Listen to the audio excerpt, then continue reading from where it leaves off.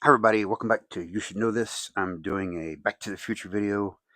There are spoilers coming, so if you haven't seen Back to the Future yet, I have no help for you. There's so much you need to learn in this world.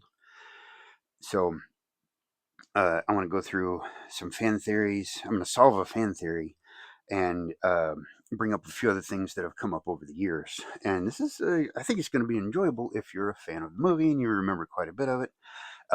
I can't edit video yet. I probably could. I still feel like putting time into it because I'm old and tired. But from beginning of the movie, it's the you can tell the workshop slash house has been abandoned for a few days because Einstein hasn't eaten his food that refills automatically. So the whole premise of the movie, Robert Zemeckis was looking through his parents' yearbook, high school annual, depending on what part of the country you're from, and he sees pictures of his parents who went to high school together, and he wonders what would happen, would I have been friends with them if I had bumped into them? And that's the whole premise. That's where the movie came from. Bob Yale also helped write it and everything. And he did answer some of the things that are going on. So it's about this mad scientist, the guy with the thing on his head, that's Doc Brown, and the guy in the life preserver next to him there that's kind of out of focus, that's Marty McFly, a teenager who has befriended this elderly scientist. And the writer was asked one time, and he said that when Marty was like 12, 13, he's a rebellious kid anyway. You can tell through the movie he's pretty rebellious. Well, when I say rebellious, this is 1985, small town rebellious, very milk toast they call it. But anyway, he had kind of snuck into Doc Brown's laboratory slash house, and Doc said, "This this kid's pretty cool," and they became fast friends. So that's why they are friends. In case you have ever wondered why a teenager is friends with an elderly scientist, that's why. So Doc Brown invents this time machine, and Marty accidentally gets sent back to 1955, the day he invents time travel. So to show you how awesome this movie is, this moment that all the alarms are going off, all the alarm clocks are going off, and he says, "Yeah, it's exactly 8 o'clock." And Doc says, "Wonderful, my experiment worked. All my clocks are 25 minutes behind." The interesting part of this, if you think about it for a second, we saw Einstein get sent into the future 1 minute. What this means from this little scene right here is the first time travel had already occurred. Doc took all of his clocks, shoved them into the DeLorean, and sent it 25 minutes into the future. That's why all the clocks are 25 minutes ahead. So he did an extended test, 25 minutes, and he ran the clocks, it unloaded the clocks, hung them back up, and wanted to make sure they all continued functioning properly. So you got digital clocks, mechanical clocks, all of them. Well, probably not digital clock. Anyway, they are all functioning properly. So he sees that time travel is safe, and he's ready to do an experiment with Einstein. So that's why that cute little bit is in there. It's not to make Marty late for school and show his rebellious streak. It is to. It also shows that Doc is a pretty good scientist, and he tests his work before implementing it in a dangerous method with the dog or Marty. So the darkest Back to the Future fan theory. What that means, I hope I have the picture. Yes, what that means. So we have two Martys here. We have the Marty in the red life preserver, who's the original Marty, and we have the Marty way back in the background there in the yellow, who is the new timeline Marty.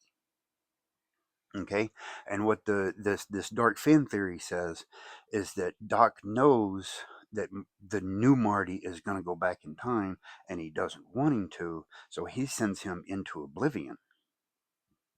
But that doesn't make sense, because if that Marty, the new timeline Marty in yellow, goes to oblivion, Marty himself doesn't travel back in time and convince Doc to invent time travel. So that one thing doesn't make sense. And Christopher Lloyd did respond. He said, "That's my best friend. I would never have sent him into oblivion like that." But the movie answered this question.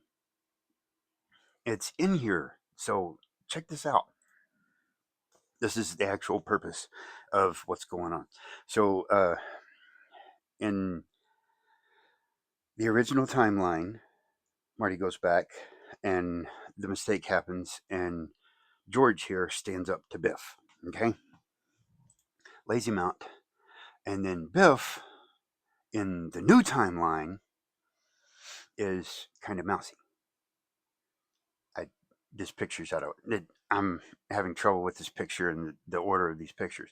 But the new timeline, Biff is a um, auto detailing business, and he's very mousy compared to George. And what's kind of interesting is that was a brand new BMW, the height of upper middle class fancy. This that is a bougie car, as the kids today would call it. This is overpriced. You don't really need that fancy, and they have it because they are upper middle class, right? So this is the original timeline. That is a '79 Nova in 1985. Okay, and it's not in good shape. And before Biff wrecked it, that is lower middle class. That is a so if I had told you my family's only car is a 10-year-old Nissan with 150,000 miles, that's kind of what this is right here. Okay, so they are lower middle class, and they got this is a real '80s house. To be honest with you, not the stuff you see on the internet. This is what a real '80s house looked like. It was full of '70s garb. Okay, that's what's funny about this. So Biff is mean to George here, and he's yelling at him and stuff like that in the original timeline. And the family, oh man, this is early. This is what early '80s really look like. Okay, and the brother works at some kind of fast food joint, and the sister's frumpy, and she wants to be, sexy or whatever, and the mom's frumpy and everything. But this is the original timeline. This is what they look like. But in the new timeline, uh, Biff there is all subservient to George, and just the way he acts. Great acting job by, I can't remember his name, but I'm bad with names, so that doesn't count. Okay, that does not count at all. That I don't remember his name. This dude is an amazing actor, just from this movie alone. The other ones work too. But you remember that he owns a detailing business now? That's because Marty beat up his car and filled it full of manure, and it was $300 damage to my car. $300 is, you could get a used Studebaker in 1955, this timeline, you could get a used Studebaker for $800. So that's this is thousands of dollars in today's money. So Biff, after Marty teaches him his place and George teaches him his place, he becomes an auto detailer because there's big money in it. Yeah, he doesn't become a gardener. He could have perfectly been a gardener working on the house. He could have been a construction worker across the street. He is an auto detailer. So he no longer works in the office with George as his boss. He is now an auto detailer. This is the Marty's brother and sister in the new timeline. They're rich now. They are BMW drivers. He works at the office. So what is the new timeline Marty like? What is rich Marty? So you have the original timeline Marty that was wearing the red life preserver. He's poor Marty, and then you got the one that you saw in the background who is rich Marty, right? So what do we got? What's Marty like? What's the new Marty like? Hold on, hold on. So he works in the office. She's still uh, kind of normal. She just has more success in life. He has more success in life, right? So the age old question, remember, put on Doc Brown's funny hat. He's a scientist. He has studied nature versus nurture. Is that a good person? How is so the question of nature versus nurture? Would you be the same if you were if twins are separated at birth from say the king and queen have a second set of children and they're twins and they're separated at birth. One is sent to a small French village to be a blacksmith, and the other one is sent to a small German village to be a, a farmer. How would they grow up? Would they still have the work ethic of that king and queen? Right? Would they still have the the overall dynamic, let's say, that they were born with? Or is your whole personality built by your upbringing? That's nature versus nurture. It's been a question through the ages. Is it better to have a king or an elected president? Which one is best? And both arguments have merit. Prince Charles sat at the feet of one of the greatest monarchs in history, Queen Elizabeth II. I know people are going to argue about that, but she was a fantastic monarch. He he better be a good king, having grown up under that. And then you have, well, we can just elect the president. We'll elect the best among us. But that's the theory, is we elect the best among us. And you can pick your favorite president. But you can also say, there's that guy that I don't like.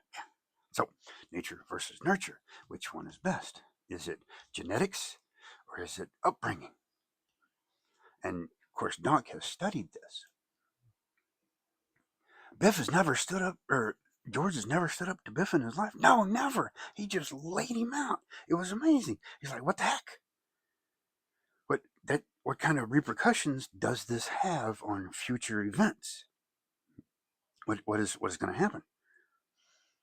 So yes, Biff is subservient, and Marty's siblings are different, quote unquote.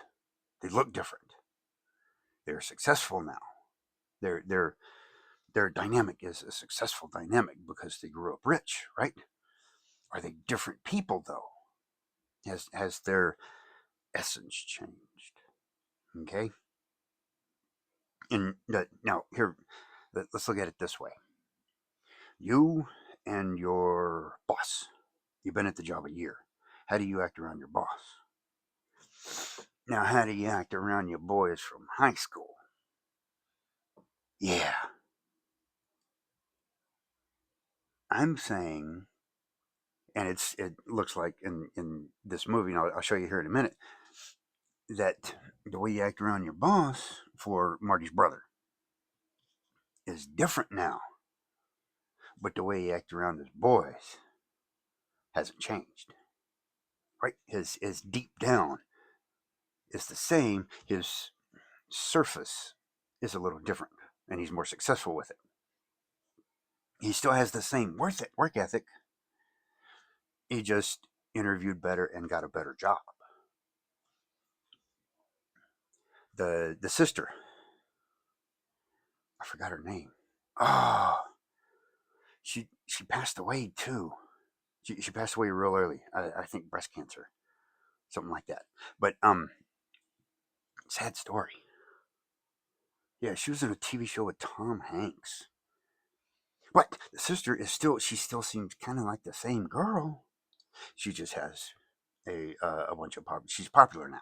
So her surface is slightly different, but her deep down is the same, and I'll show you.